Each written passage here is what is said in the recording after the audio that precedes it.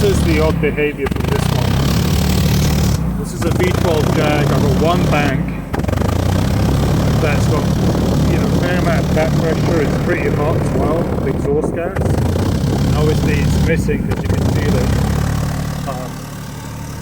The other side is much smoother. It's still pretty hot, but you know, it's exhaust gas. But it's much smoother. You can feel the back pressure here. You can feel the back pressure on this one.